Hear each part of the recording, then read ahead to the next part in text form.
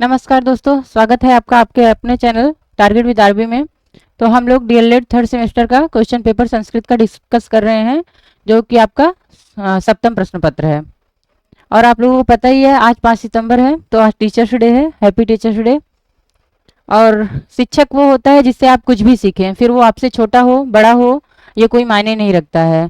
इसलिए आप जिससे भी कुछ सीखते हैं वो एक प्रकार से आपका शिक्षक ही हो जाता है। चलिए आपका क्वेश्चन देखते हैं। क्वेश्चन नंबर 96 है, नवरत्नम में कौन सा समास है? तो आपके ऑप्शन है अ द्विगु, ब बहुब्रीहि, स द्वंद्व और द अव्ययी भाव। तो आप लोग बताइए इसमें आपका कौन सा आंसर सही है।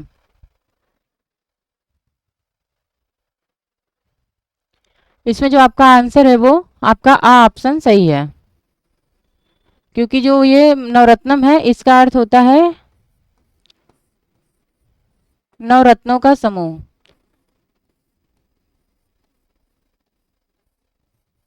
और जो द्विगु समास है उसमें जो पहला पद होता है वो संख्यावाची होता है। जैसे कि ये देखिए, ये नौ है, इसका मतलब नौ हो गया। और बाकी एक विशेषण का समाहार होते हैं, जैसे ये नवरत्नों का समूह, तो ये रत्नों का समूह है, इसलिए यहाँ पे आपका द्विगु समास है। और बहुब्रीहि समास, इसमें जो है प्रथम और द्वितीय पद प्रधान ना होकर के अन्य पद की प्रधानता होती है।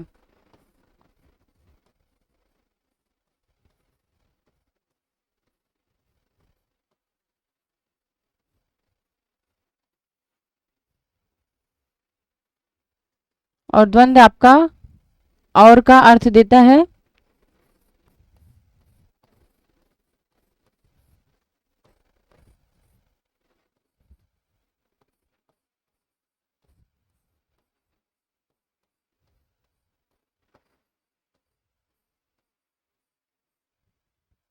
इसका उदाहरण आपका है पीताम्बर।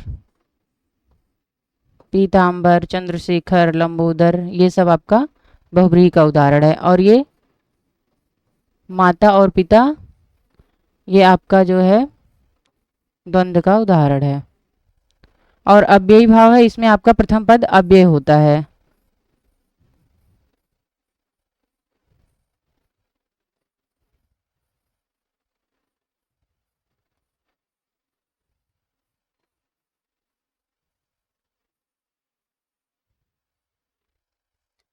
तो ये आपका जो नवरत्नम है, नवरत्नम में आपका द्विगु सही है। अगला क्वेश्चन देखते हैं।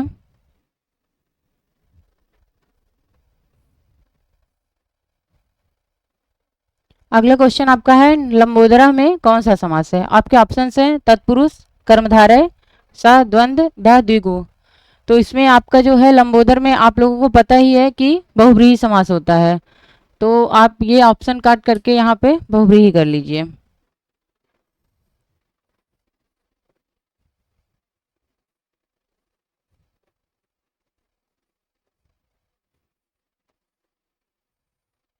और ये लंबोदर का जो अर्थ होता है वो आपका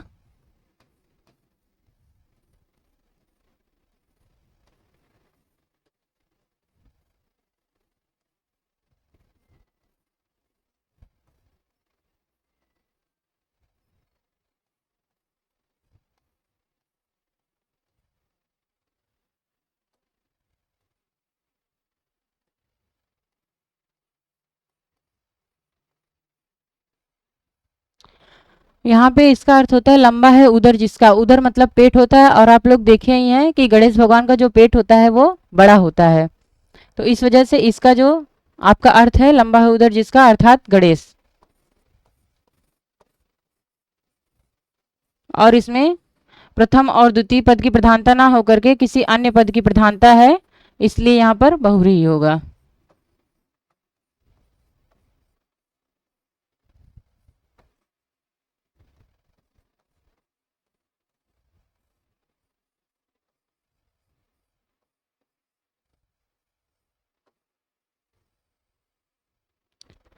और आपका जो तत्पुरुष है इसमें आपका कारक चिन्ह आते हैं।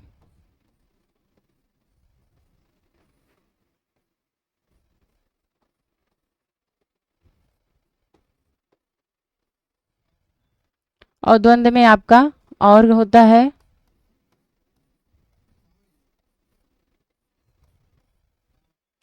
और द्विगु में आपका, आप लोगों को पता है, संख्यावाची है।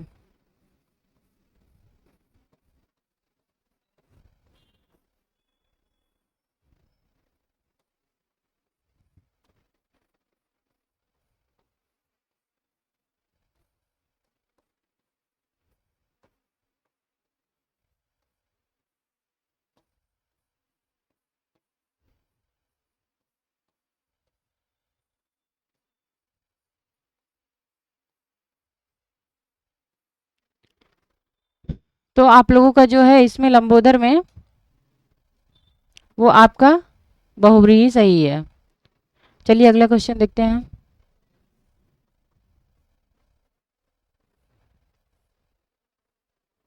क्वेश्चन नंबर 98 है, नपुंसक लिंग है। ऑप्शन आपके हैं आ बालक, ब एते, स नदी, द सर्वा। तो आप लोग बताइए आपका इसका उत्तर क्या है, कौन सा ऑप्शन सही है। तो इसमें जो आपका नपुंसक लिंग है वो आपका है एते। जो आपका एते है ये इसमें नपुंसक लिंग है। जो आपका बालक है ये पुल्लिंग है।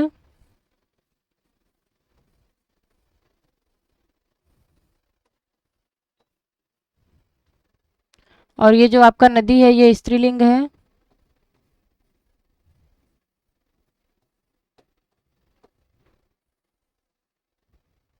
और सर्वाम आपका भी स्त्रीलिंग है। तो आपका जो है ये क्वेश्चन नंबर 98। अब आगे देखते हैं।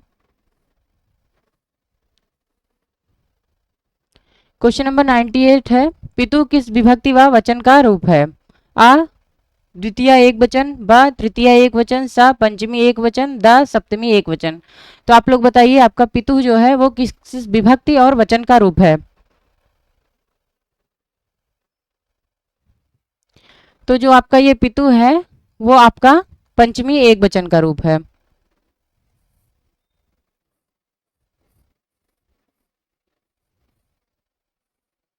आपके संस्कृत में 3 वचन होते हैं ना।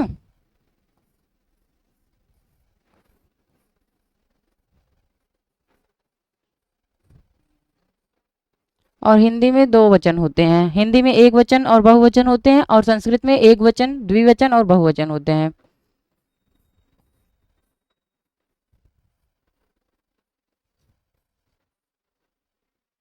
और आप लोग रूप याद कर लीजिएगा, क्योंकि आप लोगों में रूप ऐसे पूरा रूप तो नहीं पूछा जाता है, लेकिन कौन सा वचन है, कौन सा लिंग है, ये सब आपका पूछा जाता है। तो इसलिए आपको ये सब शब्द रूप भी याद होने चाहिए और धातु रूप भी याद होने चाहिए। अगला क्वेश्चन देखते हैं।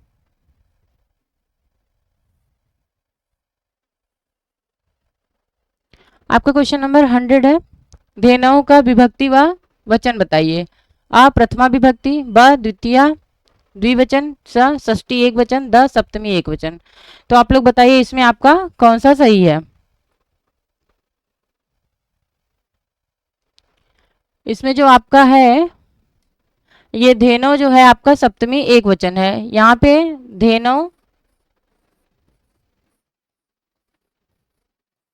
या इसके जगह पे आपका धेनव्याम भी होता है। तो इसमें जो आपका ये है द ऑप्शन आपका सही है। ठीक है, अगला क्वेश्चन देखते हैं।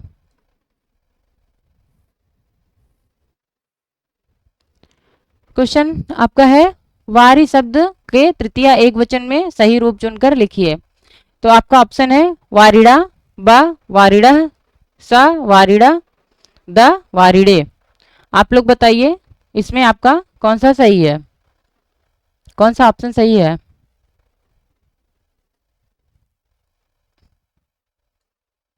इसमें जो आपका है वो आपका पहला ऑप्शन सही है।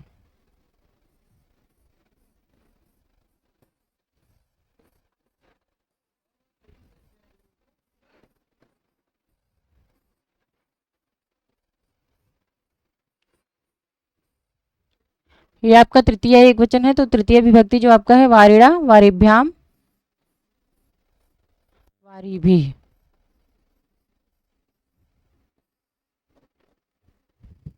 ये आपका पहला ऑप्शन सही है।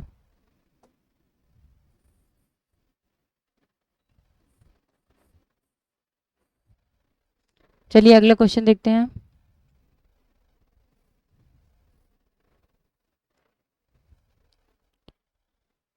आपका अगला क्वेश्चन है, सर्व शब्द का सर्वेशम रूप बनता है। आपके ऑप्शंस हैं, अ प्रथमा में, ब चतुर्थी में, स षष्ठी में, द सप्तमी में। आप लोग बताइए जो सर्व शब्द का सर्वेशम रूप किस में बनता है।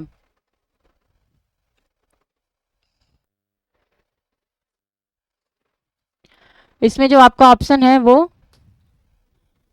कौन सा सही है? इसमें आपका ऑप्शन जो है ये स सही है।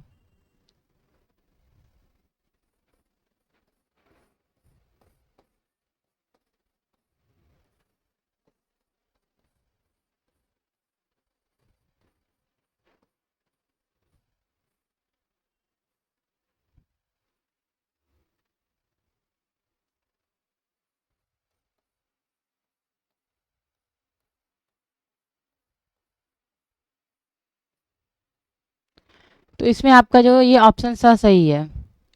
चलिए अगला क्वेश्चन देखते हैं।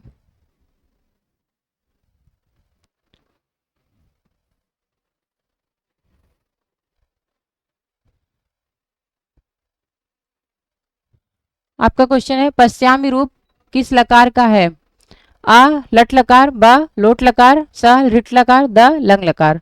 तो आप लोग बताइए पश्चामी किस रूप का लकार है?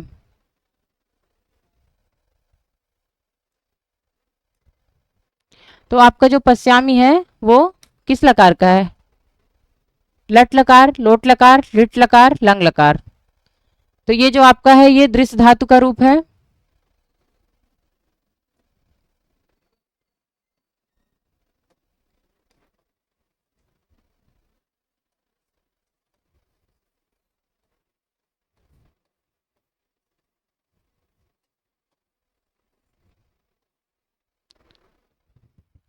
और इसका जो है आपका आ ऑप्शन सही है, आपका लट लकार है। ठीक है। और ये उत्तम पुरुष का एक वचन है।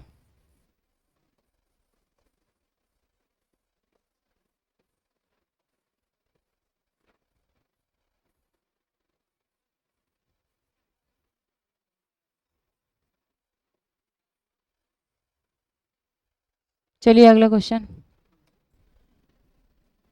लट लकार वर्तमान काल को कहते हैं।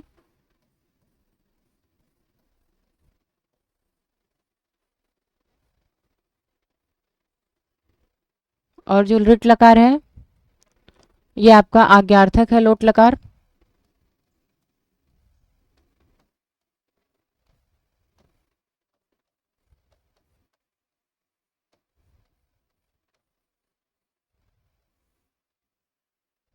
ये आपका जो है भूतकाल है।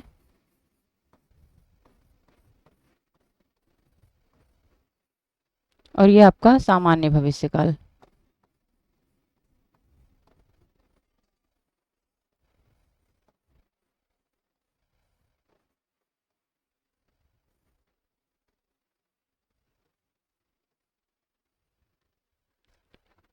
ठीक है। चलिए अगला क्वेश्चन देखते हैं।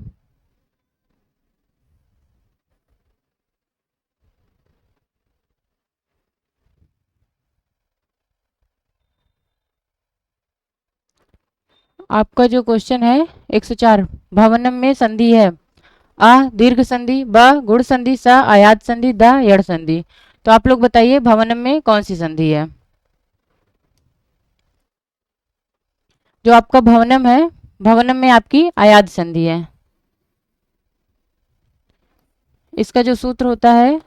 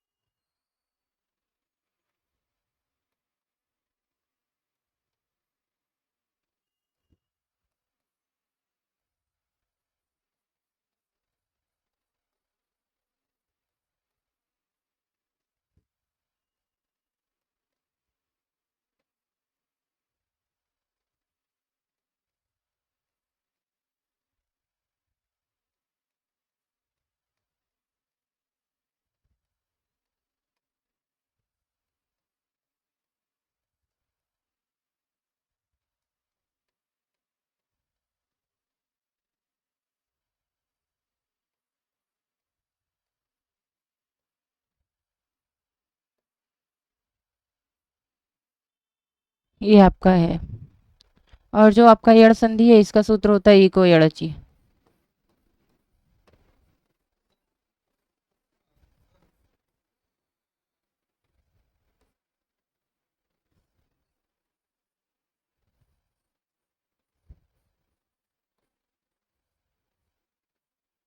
इसके स्थान पर जब आपका असमान स्वर आता है तो ई का या हो जाता है, ऊ का वा हो जाता है, री का रा हो जाता है और री का ला हो जाता है। ठीक है। और आपका जो दीर्घ होता है ये अकह सवर्णी दीर्घ।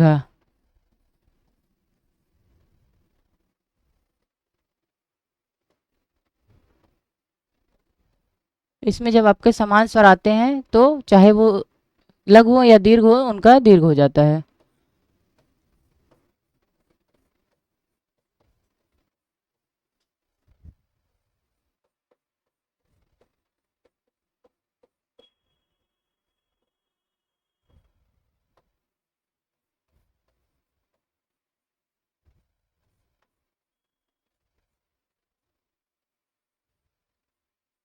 इसमें दीर्घ हो जाता है।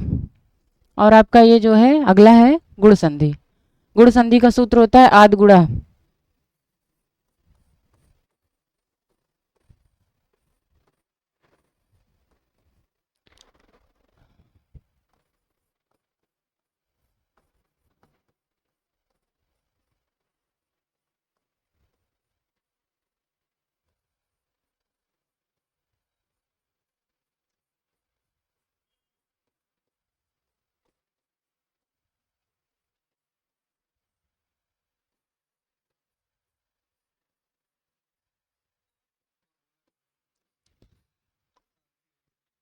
इसमें आपका आ प्लस री आता है तो अर हो जाता है। और इसके बाद फिर आपका स्वर के बाद जब री आता है तो इसका अल हो जाता है। इसमें आ या आ के बाद जब ई या ई आता है तो आपका ए हो जाता है। और आ या आ के बाद जब ऊ या ऊ आता है तो ओ हो जाता है। आ के बाद री आता है तो अर हो जाता है। और आ के बाद री आता है तो अल हो जाता है। तो आपका जो भवनम है इसमें आपका जो विच्छेद होगा वो भोधन अनम होगा। यहाँ पे देखिए ये ए है और ये आ है, ये मिल करके अव का अर्थ दे रहे हैं भव यहाँ से। तो आपका जो है ये सही है। अगला क्वेश्चन।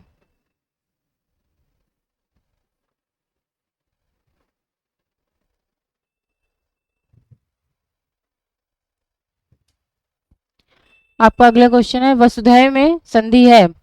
आपके ऑप्शन से आ यड़ संधि, बा गुण संधि, सा अयाद संधि और द वृद्ध संधि। तो इसमें जो आपका है वसुधैव में कौन सी संधि है आप लोग बताइए। वसुधैव में आपका वृद्ध संधि है। आपका ऑप्शन जो है द ऑप्शन सही है। और वृद्धि संधि जो है इसका जो सूत्र होता है वो वृद्धि रेचि होता है।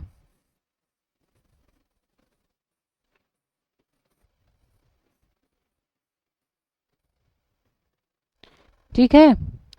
तो इसमें आपका जो है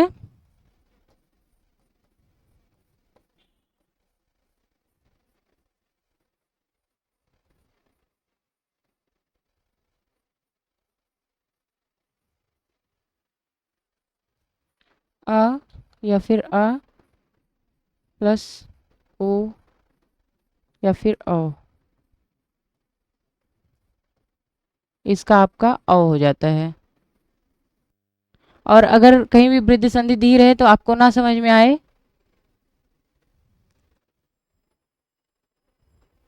तो आप यहाँ पे ये देख लीजिएगा कि अगर यहाँ पे दो मात्रा लगी है तो आपका वृद्धि संधि सही हो जाएगा। और यण संधि आपका है ई उ री री। इसके बाद यदि कोई असमान स्वर आता है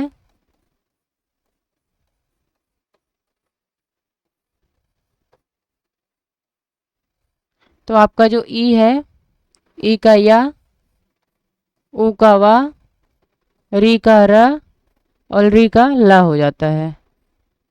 इसमें अधिकतर आपको जो है अर्ध आधा स्वर मिल जाता है, जैसे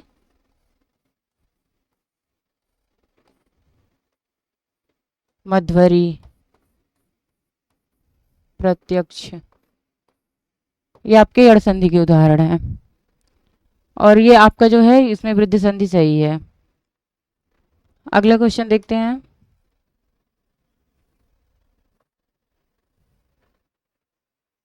आपका क्वेश्चन है भ्रातरों में कौन सा समास है।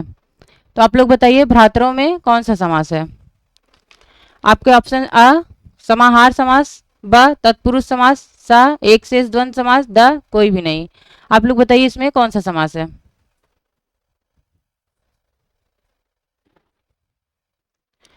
भ्रातरों में जो आपका है वो एक शेष द्वंद्व समास है।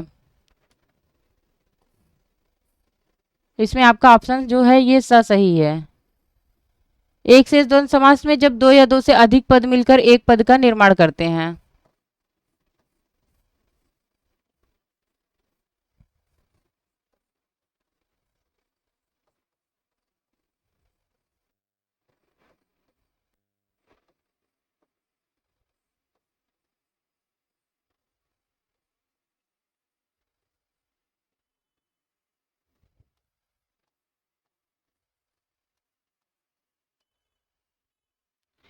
जब दो या दो से अधिक पद मिलकर एक पद बनाते हैं तो उसे ही भ्रातरों कहते हैं। और भ्रातरों का जो है आपका विच्छेद है विग्रह, भ्राता च,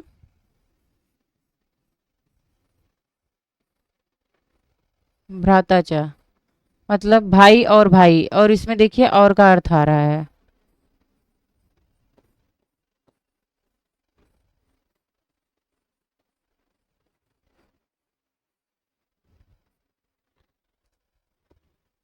ठीक है, आपका अगला क्वेश्चन।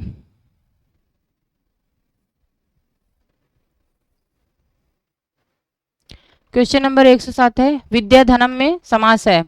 आपके ऑप्शन है आ तत्पुरुष समास, ब द्विगु समास, सा कर्मधारय समास, द इनमें से कोई नहीं।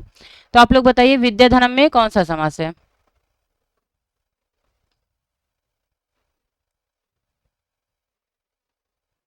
इसमें आपका कौन सा समास है। इसमें आपका कर्मधारय समास है। विद्या ही धन है।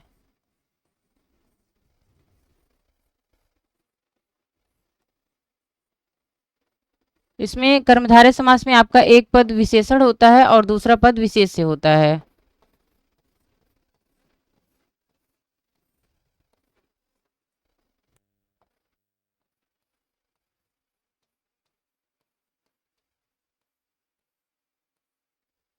इसमें आपका जो है दोनों में उपमेय और उपमान का संबंध होता है।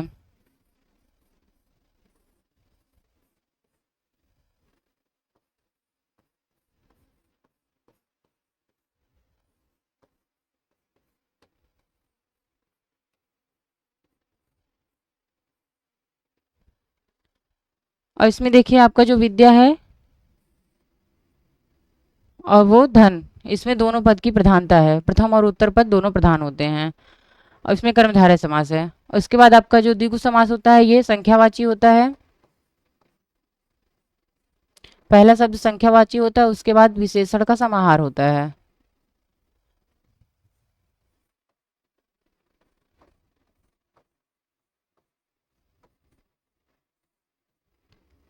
मतलब नवरत्नों का समूह। और ये आपका इसमें कारक चिन्ह का प्रयोग होता है।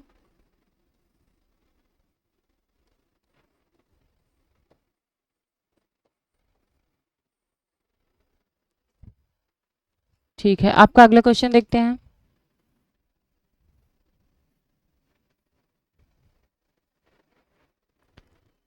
आपका क्वेश्चन नंबर 108 है बहुब्रीहि समास के भेद होते हैं। तो आपके ऑप्शन से अ 2, ब 6, स 7, द 8। आप लोग बताइए इसमें आपका कौन सा आंसर सही है। बहुब्रीहि समास के कितने भेद होते हैं। तो बहुब्रीहि समास के जो है आपके वो दो भेद होते हैं। एक समान अधिकरण,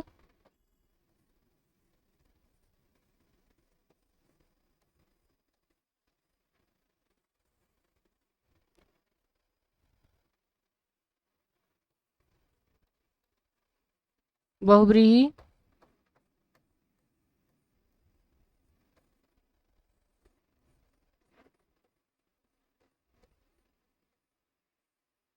और दूसरा है आपका व्यधिकरण।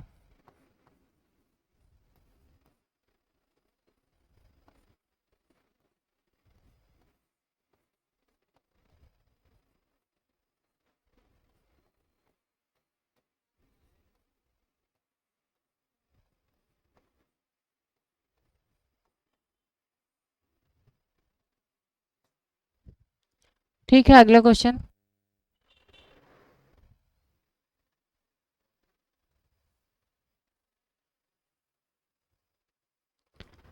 चलिए बताइए, निर्मक्षिकम में कौन सा समास है? अ बहुव्रीहि, ब द्विगु, द द्वंद्व, द अव्ययी भाव। आप लोग बताइए निर्मक्षिकम में कौन सा समास है?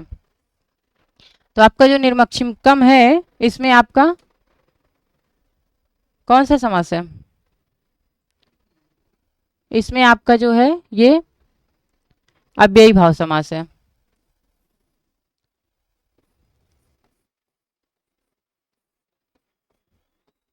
यहाँ पे निर का अर्थ होता है बिना, और मक्षिकम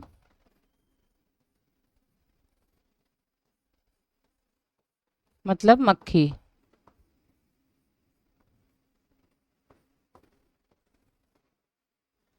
ठीक है, इसमें आपका निर का अर्थ है बिना और मक्षिकम का अर्थ है मक्खी। इसका जो अर्थ होता है वो मक्खी के बिना।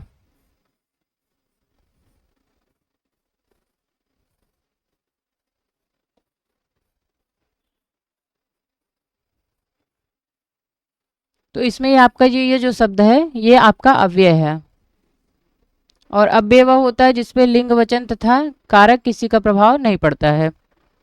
ठीक है, और ये आपका बहुव्रीहि है, अन्य पद की प्रधानता होती है इसमें।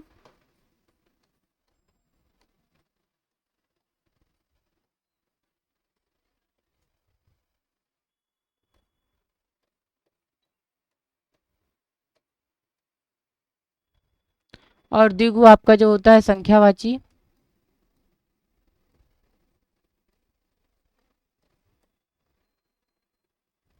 और ये जो द्वंद्व है इसमें दो पद मिलकर के एक नया पद बनाते हैं, और बीच में आपका और का अर्थ आता है। चलिए अगला क्वेश्चन देखते हैं।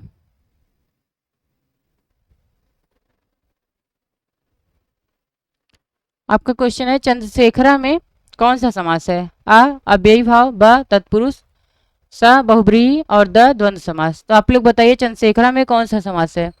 जहां तक हमको याद है कि आप लोगों को ये पढ़ाया भी जा चुका है। तो बताइए आप लोग चंद्रशेखरा में कौन सा समास है?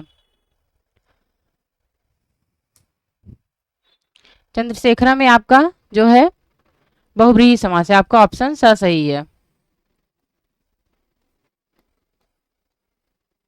चंद्रशेखर का अर्थ है चंद्रमा है शिखर पर जिसके।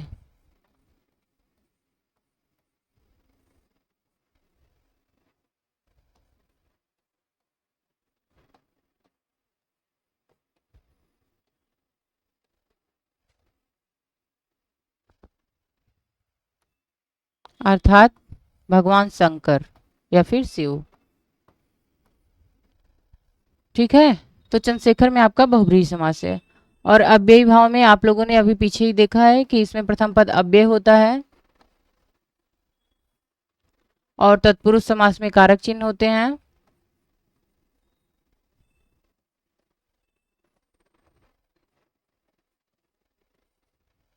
और द्वंद्व समास में और का अर्थ आता है, और दो पद मिलकर के एक पद का निर्माण करते हैं।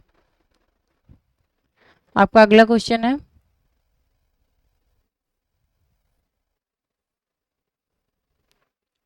आपका क्वेश्चन है त्रिलोचना में समास होगा। आपके ऑप्शन है अ द्विगु समास, ब द्वंद्व समास, स तत्पुरुष समास, द अव्ययी भाव समास। आप लोग बताइए त्रिलोचन में कौन सा समास होगा?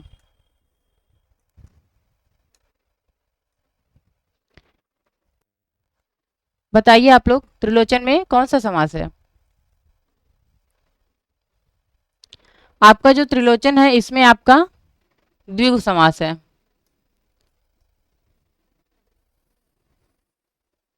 क्योंकि जो ये त्रि है ये 3 का अर्थ देता है, इसलिए ये संख्यावाची हो गया। प्रथम पद जो है आपका वो संख्यावाची है। ठीक है, लेकिन त्रिलोचन में आपका द्विगु के साथ साथ बहुव्रीहि भी हो सकता है।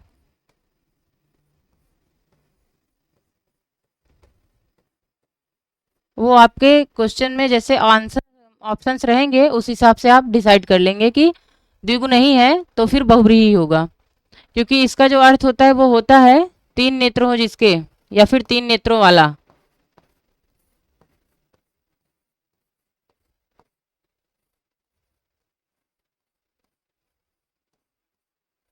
मतलब भगवान शंकर ही हुए।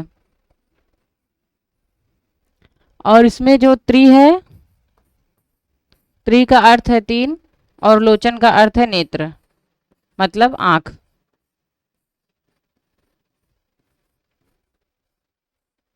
ठीक है, और फिर उसके बाद ये आपका द्वंद्व समास है। इसका आपका उदाहरण जो है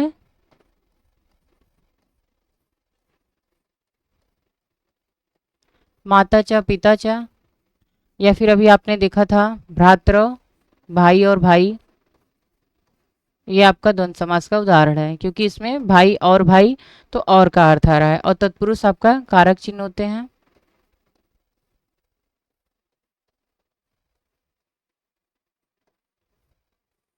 जैसे आपका राज्ञः पुरुष, राजा का पुरुष, या फिर राजपुत्र।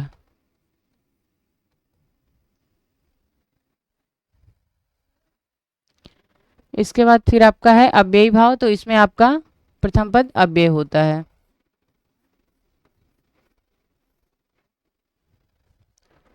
ठीक है, आपका अगला क्वेश्चन देखते हैं।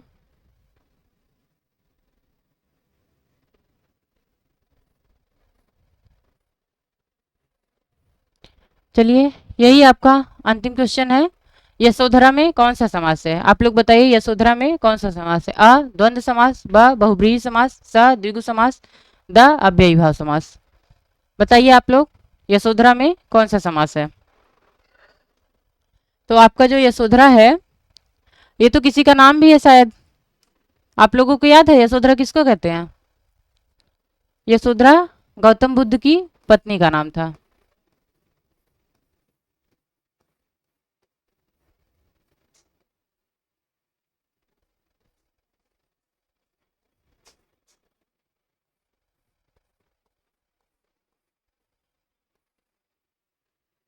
ठीक है, और इसका जो है आपका इसमें ऑप्शन ब सही है, बहुव्रीहि समास। यशोधरा का जो अर्थ होता है वो यश को धारण करने वाली। यश का अर्थ ख्याति, मतलब जो प्रसिद्ध हो।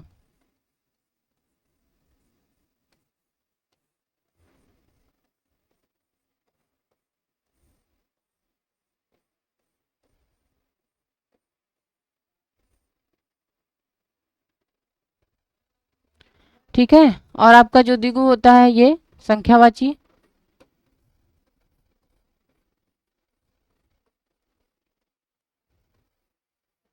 अव्ययी भाव में प्रथम पद अव्यय होता है, जैसे आपका अभी आया था निर्मच्छिकम।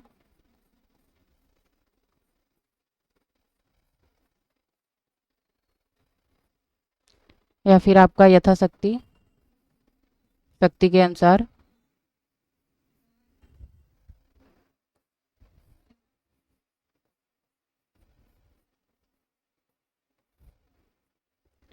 और फिर द्वंद्व आपका है जैसे अभी भ्रातृ,